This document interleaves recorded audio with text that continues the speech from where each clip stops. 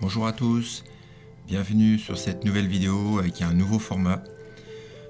Vous trouverez un couteau forgé à partir d'un morceau de rail de chemin de fer.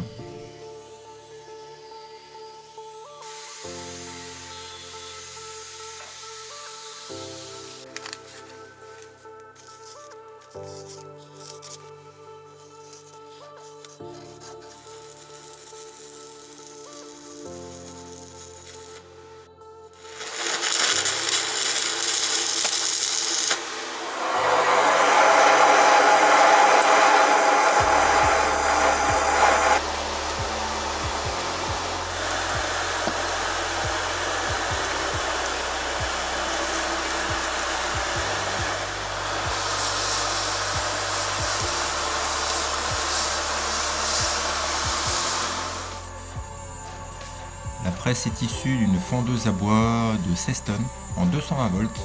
Ça fonctionne assez bien.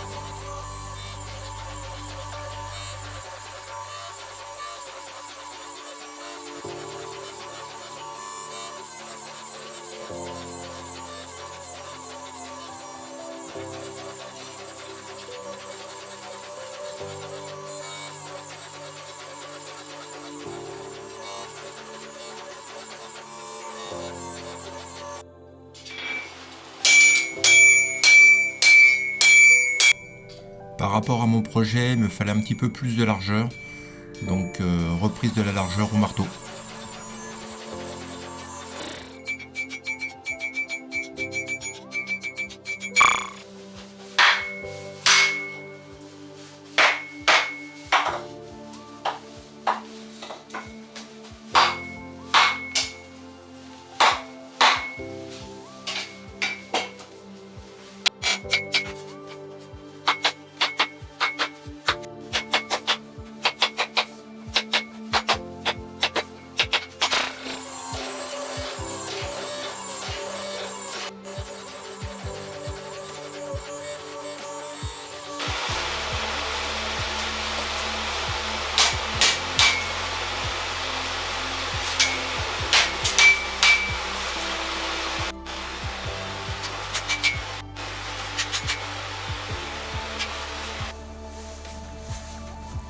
Et c'est parti pour quelques heures de recuit avec de la vermiculite et les moyens du bord.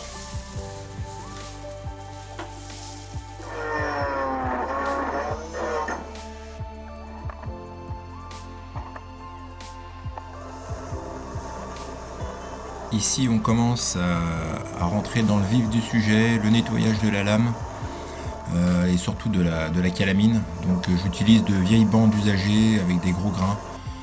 C'est pas la peine de prendre une bande neuve parce qu'elle va pas faire long feu.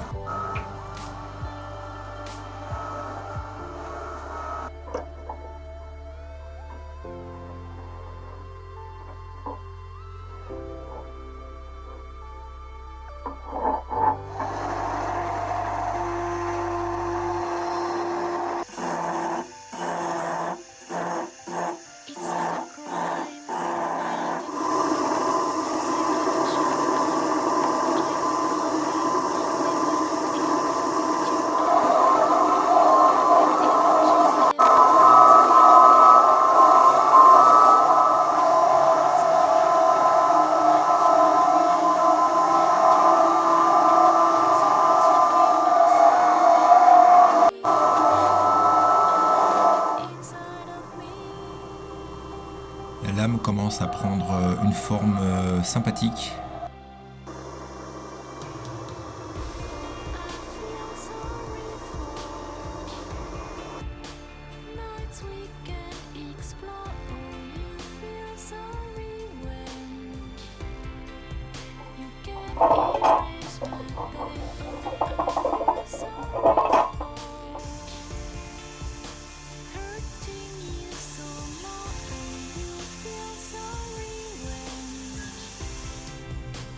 Je procède à la pré-émouture très grossière, histoire d'enlever un tout petit peu de matière avant la trempe.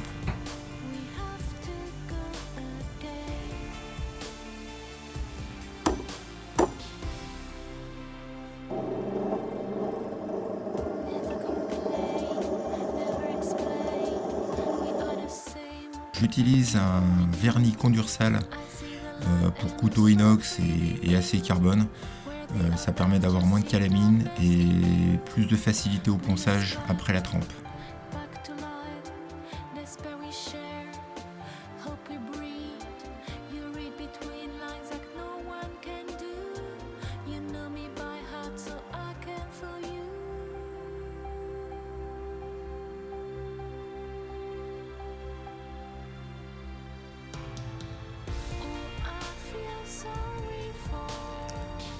La normalisation est une phase indispensable dans le traitement thermique. J'ai encore pas mal de difficultés à récupérer les bonnes températures. Le grain s'affine de mieux en mieux, mais bon, il y a encore beaucoup de travail.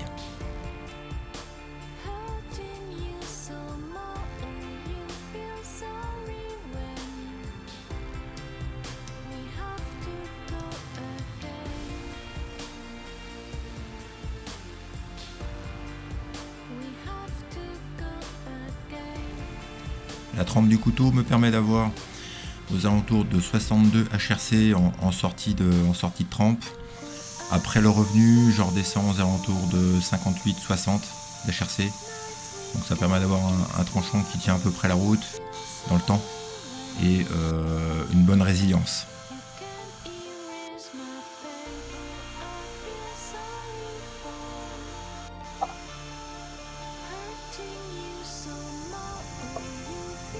Début de polissage de la lame au backstand.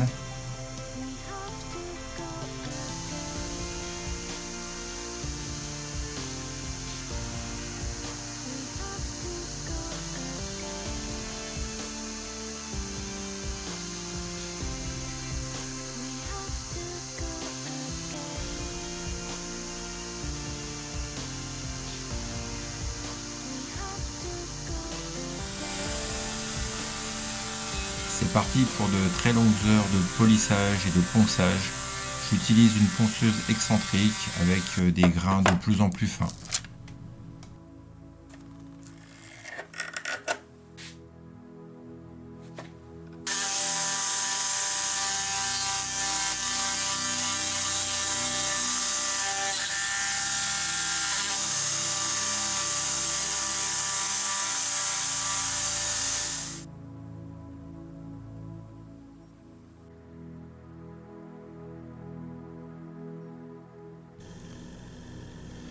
Le polissage miroir demande beaucoup de travail. Je commence par la pâte à polir bleue qui me sort une finition fine et pour poursuivre ensuite avec une pâte à polir blanche pour une finition super fine.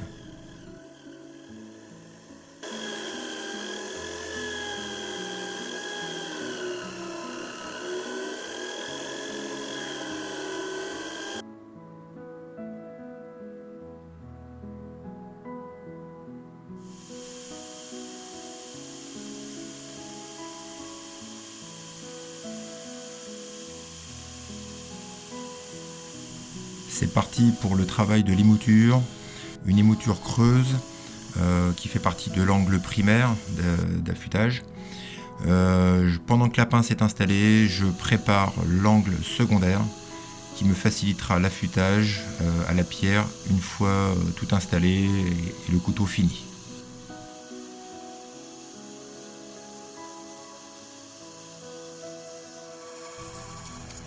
Je vous mettrai le lien en description ainsi que dans la vidéo concernant le bloc de résine réalisé dans un moule silicone.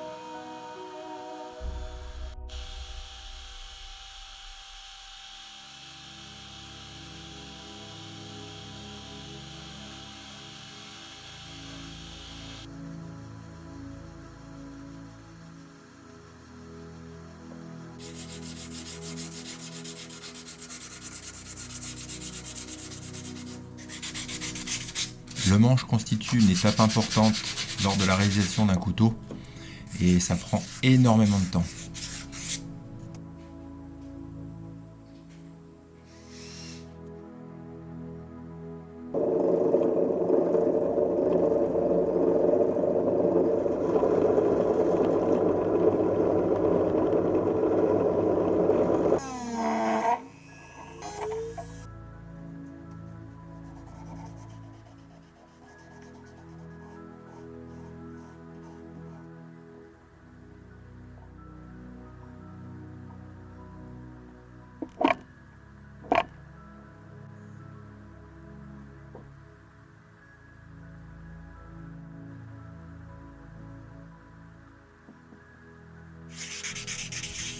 À cette étape, je reprends la finition des faux rivets lors du collage. On fait un peu de colle, on reprend un peu le brillant du laiton.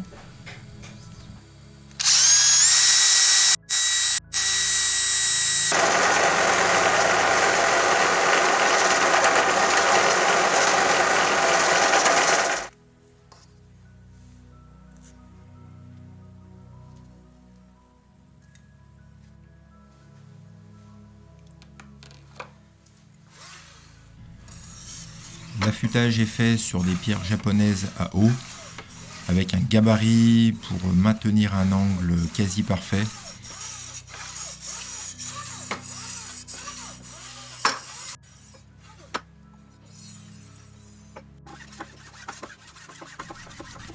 Les images sont légèrement accélérées pour gagner un peu de temps.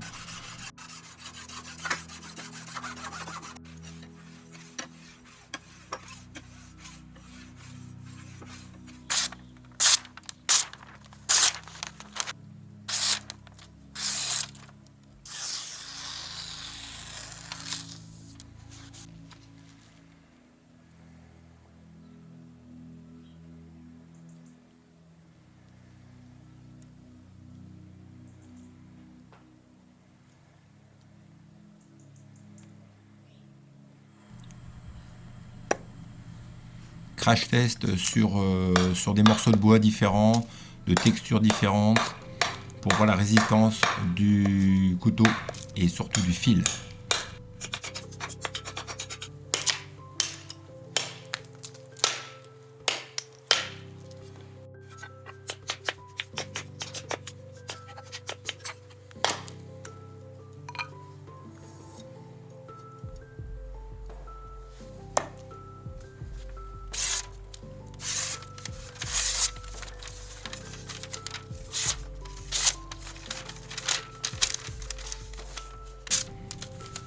On va pas se mentir, c'est la face que je préfère.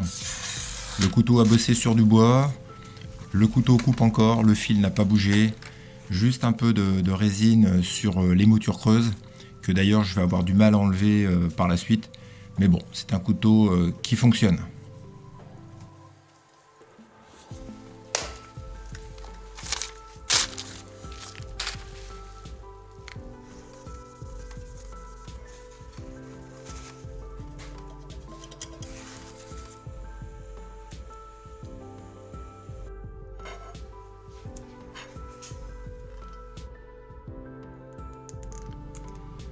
Préparation pour une gravure à l'électrolyse. Électrolyse effectuée avec un transformateur 12 volts alternatif pour avoir la couleur noire et de l'eau saturée en sel, tout simplement.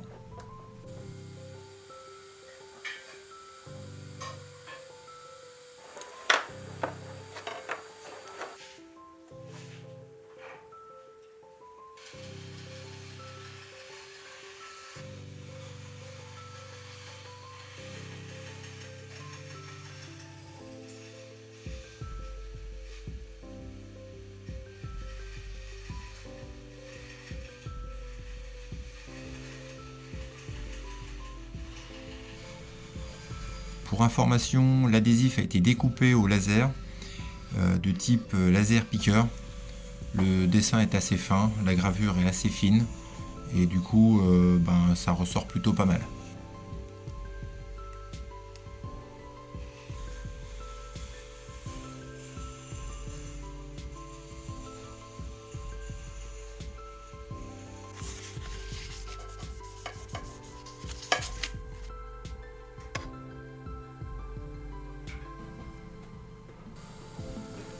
passage sur un cuir très fin, c'est vraiment pour le fun.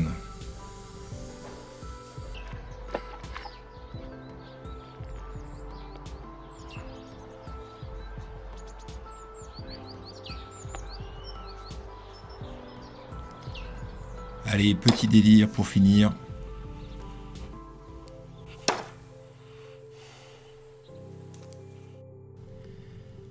En espérant que la vidéo vous aura plu, n'hésitez pas à la partager, liker et vous abonner. Je vous dis à très bientôt pour de nouvelles vidéos.